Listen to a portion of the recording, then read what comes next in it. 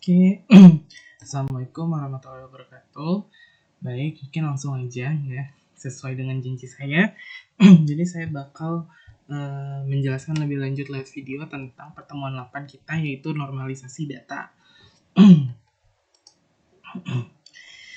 Ya mungkin ini udah dibahas ya di praktikum, jadi nggak usah dibahas lebih lanjut lagi tentang apa itu. Mungkin kita langsung aja ke bagian cara normalisasi datanya gimana. Contoh di sini kita punya contoh anormalist table atau tabel yang belum dinormalisasi.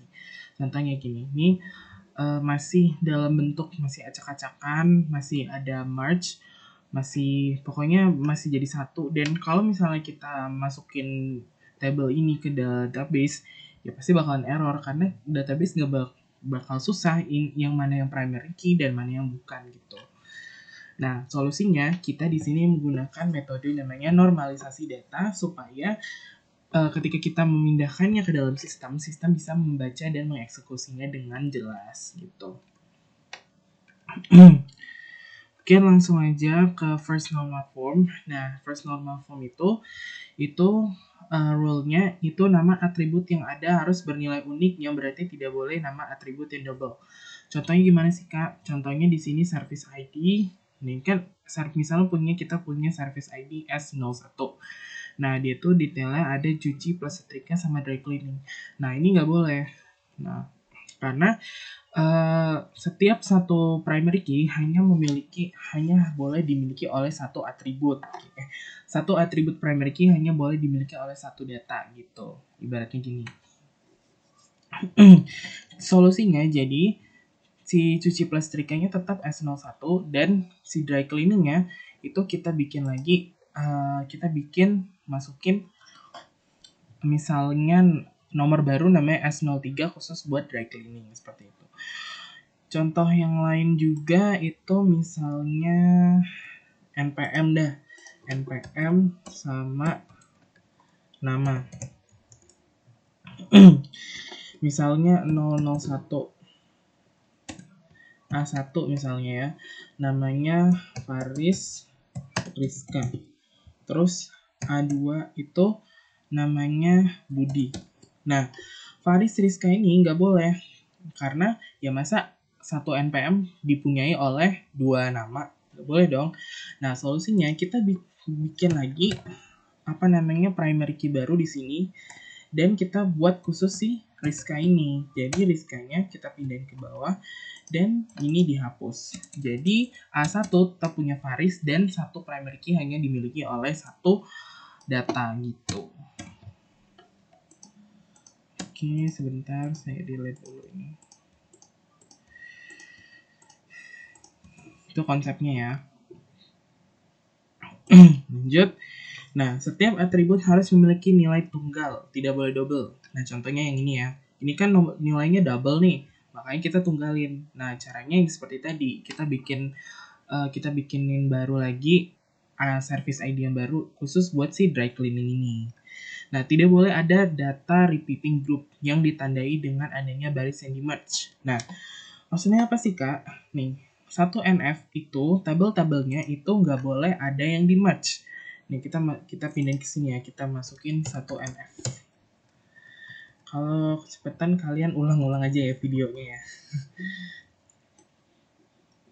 Nah, ini biar cepat, kalian bisa praktekin di rumah juga sambil nonton videonya.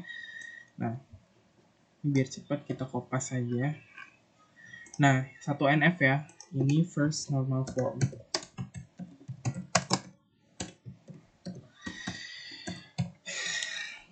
Nah, di sini kita lihat nih, kan first normal form itu tabelnya nggak boleh di-merge. Jadi, setiap tabel yang di-merge itu kita unmerge. Contohnya di sini, ini di-merge kan. Nah, ini semua kita unmerge.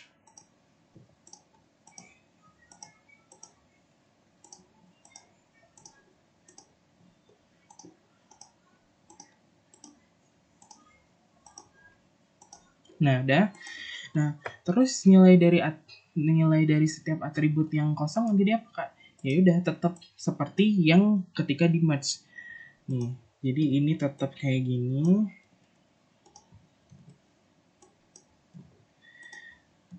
Dan seterusnya. Lebih cepat kita kopas-kopas saja.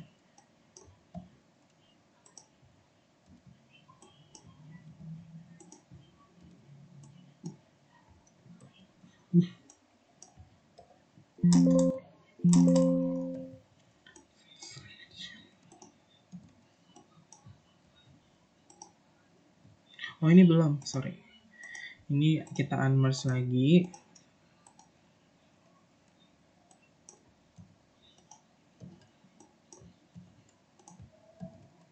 Nah, sudah seperti. Nah, kenapa sih Kak? Kenapa harus di-merge terus di-unmerge? Kan maknanya sama aja, ya. Kalau misalnya kalian bikin laporan keuangan, ya lebih baik di-merge supaya kelihatan rapi. Tapi ketika kalian mau pindahin dia ke sistem, ya sistem gimana ngebacanya begini? Maka dari itu kita harus pindahin nih. Kita harus misahin tabel-tabel yang di-merge supaya nggak merge, di-merge lagi, dan juga setiap kolom itu punya datasetnya masing-masing gitu. Lanjut di sini. Nah, di sini terlihat order code, service name, staff name, dan total price adalah kolom yang masih di merge. Jadi ini tinggal di unmerge saja. Nanti hasil rule, nah hasil dari first normal form dari rule yang tadi itu bakal jadi seperti ini. Sama ya. Sama. Lanjut, kita masih di first normal form. Jadi first normal form itu ada beberapa langkah-langkah. Jadi langkah-langkahnya tuh yang sesuai kayak di modul. Kalian cek aja modulnya ya. Nah, setelah rule terpenuhi, identifikasikan yang mana primary key-nya. Nah, kita tentuin nih kandidat primary key. Nah, primary key harus bernilai unik sebagai pembeda. Nah, di sini kita lihat nih. Kalau ini kan sistem laundry. Sistem laundry itu gimana sih Kak? Gimana caranya untuk membedakan satu dataset dengan data yang lain? Tentunya pakai order code kan. Nah, kayak di order code ini kita tuh bisa melihat ini tuh layanan apa, terus tuh ditanganin sama siapa dan harganya berapa gitu. Nah, di sini kita masukin order code sebagai kandidat primary key. Lanjut. Udah kan? Terus kita lihat nih. Itu kan dari sisi sisi penjual kan. Nah, kita lihat dari sisi pembeli sekarang, customer. Oke. Di customer kita tuh butuh apa sih yang kira-kira kita kalau mau datang ke laundry itu pastinya daftar layanannya, terus tuh ini tuh kamu tuh sebagai member ataupun pelanggan baru, dan service apa yang kamu butuhkan gitu. Nah, di sini di customer ID nih kita bisa menjadikan customer ID sebagai kandidat primary key atau composite key. Kenapa harus dua? Nah, karena kalau satu doang kita bakal sulit untuk nentuin yang ini tuh punya siapa gitu. Jadi kandidat primary key sekurang-kurangnya harus dua gitu. Sekurang-kurangnya di dalam database itu harus dua. Kalaupun nanti di dataset ini nggak ada, misal nggak ada, kalian harus ada teknik namanya menambahkan data. Jadi kalian bisa nambahin primary key sebagai pembeda yang unik di antara data tersebut gitu. Udah kan di sini. Terus di sini service ID. Kak, kenapa service ID nggak masuk kandidat primary key? Nah, itu bisa, tapi itu nanti. Kenapa? Karena kita melihat dari posisi sebagai pelanggan dan pembeli juga. Pelanggan kan udah. Nah, ini pembeli. Nah, gitu. Kenapa service ID masuk ke pembeli? Karena ya kalau kalian masuk kan kalian pasti milih kan mau service apa, kayak cuci pas setrika atau cuci cepat atau dry cleaning. Nah, itu terserah kalian kan, kalian memilih kan. Gak mungkin si si penjualnya yang milih service ini. Pasti kan kalian yang akan milih sendiri untuk mendapatkan pelayanan seperti apa. Itu makanya ini masuk ke tabel customer dulu. Gitu. Oke. Udah. Lanjut ke second normal form. Nah, Nah, aturan sebelum masuk ke second normal form itu bentuk sudah terpenuhi dalam satu NF. Nah, kita udah dapat ya tabel 1 NF-nya. Kita bikin di sini second normal form. Kita udah dapat ya first NF-nya. Nah, semua atribut non-primary key hanya boleh bergantung pada atribut primary key. Jika ditemukan adanya ketergantungan parsial sebagian, maka atribut tersebut harus dipisah pada tabel lain atau dihilangkan. Maksudnya gimana? Nih. Kita cek rule dulu. Dilakukan pemisahan tabel berdasarkan ketergantungan terhadap primary key. Cek setiap atribut yang ada apakah bergantung pada primary key, order code, dan customer code. Jika bergantung kepada kedua primary key, maka tetap di tabel utama. Tetapi jika hanya bergantung pada salah satu, pisahkan dan buat tabel baru. Nih. Nah, di sini kita lihat nih. Oh, order code ini service name, staff name, sama total price itu bergantung ke si order code. Jadi ini kita bisa bikin tabel. Kita jadiin satu. Nah, terus Kak, ini kan sama setiap baris dan kolomnya. Bisa nggak dijadiin satu aja? Bisa. Boleh. Gini. Biar cepat gini aja.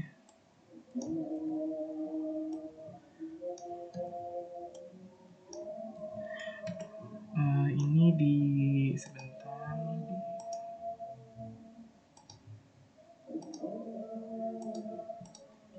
Udah. Kak, kenapa ini digabung, Kak? Karena mungkin kalian akan bertanya nanti, Kak, ini kenapa boleh digabung yang lain enggak? Karena di sini di order code ini datanya tuh sama setiap baris gitu. Jadi boleh digabung jadi satu. Tapi bukan di merge ya. Di merge itu bentuknya seperti ini. Tapi kalau digabung itu jadinya seperti ini. Tetap 3 data tapi nggak berulang gitu. Jadi tetap L01 cuci reguler susu jin 25.000 dan sebagainya. Lanjut ke bagian customer nih. Customer nih, kita nyambung kemana aja nih customer?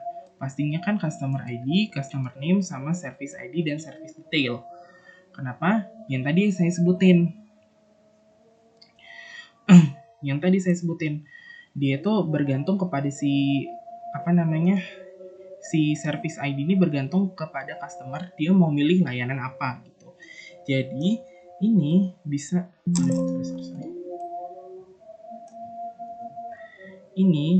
kita masukin jadi satu tabel baru. Ini kita pisahin dulu tabelnya. Nah, dah. Selanjutnya, customer kategori. Kak, customer kategori ini apa nih, Kak? Kenapa dia nggak masuk di tabel order ataupun tabel customer? Karena customer kategori ini, seperti kata check rule ini, jika bergantung pada kedua primary key, maka tetap di tabel utama, tetapi jika bergantung pada salah satu, pisahkan dan buat tabel baru. Nah, sedangkan customer kategori ini itu nggak masuk di customer ID ataupun order code. Kenapa? Kenapa nggak customer ID, Kak? Kan dia customer kategori. Nah, tapi cara mengkategorikannya gimana gitu. Makanya itu emang bisa langsung itu. Tiba-tiba gitu. Kan harus ada konfirmasi dari sisi penjualnya juga kan. Ini langganan atau bukan nih. Nah, gitu kan. Maka dari itu caranya kita masukin primary key kedua table.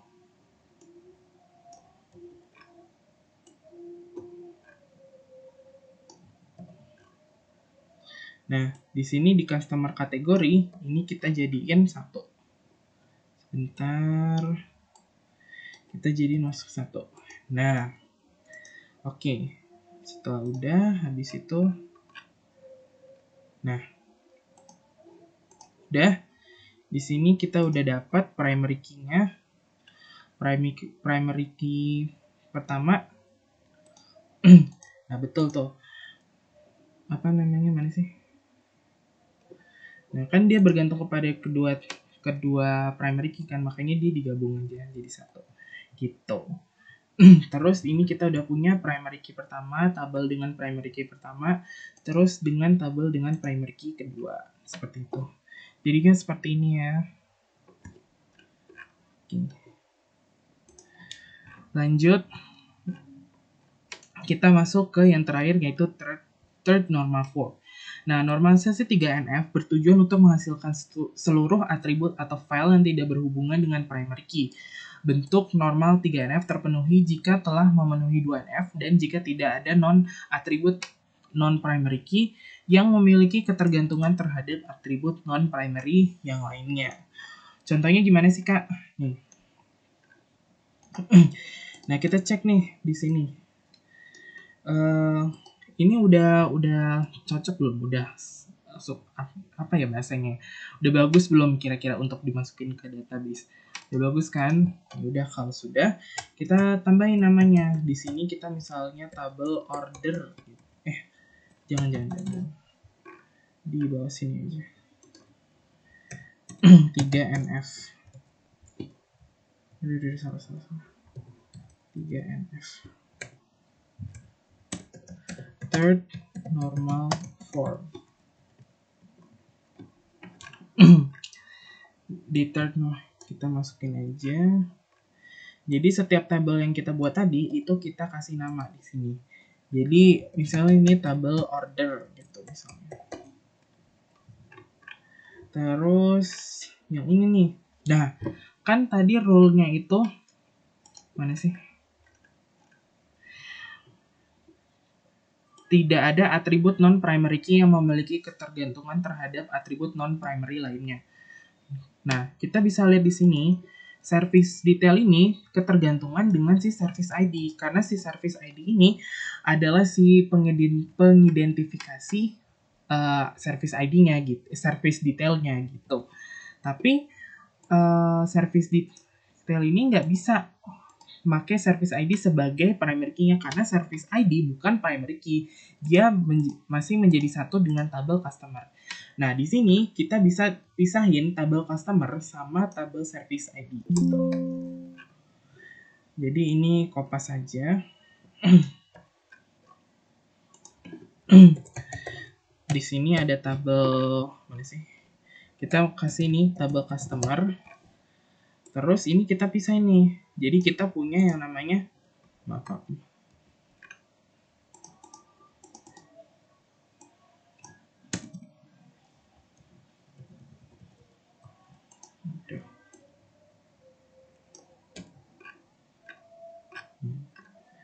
Oke, sebentar ya. maaf. Ini kita bisa masukin namanya tabel customer. Jadi service ID ini kita bisa masukin lagi. Jadi tabel baru dan kita kasih nama nih di sini. Tabel misalnya service gitu misalnya. Tabel pelayanan gitu. Nah, kita lihat nih. Setiap barisnya datanya sama, Kak. S01 tuh udah pasti cuci setrika, S02 cuci cepat, sama S03 itu pasti dry cleaning. Nah, kalau kalian ngelihat datanya begini, gak usah ragu, langsung aja kalian jadiin satu aja daripada banyak-banyak gitu. Jadi jadiin satu dengan di merge itu beda ya, guys. Sekali lagi saya tekankan aja bahwa dijadiin satu dan di merge itu dua hal yang berbeda. Kalau dijadiin satu begini, jadi nggak berulang-ulang, datanya sama tapi berulang-ulang enggak. Jadi dia bakal jadi sesimpel ini. Nah, tabel customer, kenapa tabel customer itu nggak boleh digabung? Karena setiap customer ID-nya beda orangnya. C001 punyanya Albert, C002 Skylar, C003 Finn, C004 Clover, dan seterusnya. Ini ibaratkan juga seperti NPM ya, 001 misalnya Budi, 002 Ayu, 003 Putri, dan seterusnya. Jadi kan setiap customer ID kan punya nama customer yang berbeda juga gitu. Jadi tabel customer ini tidak mungkin kita jadikan satu gitu. Terakhir, tabel ini. Nah, di sini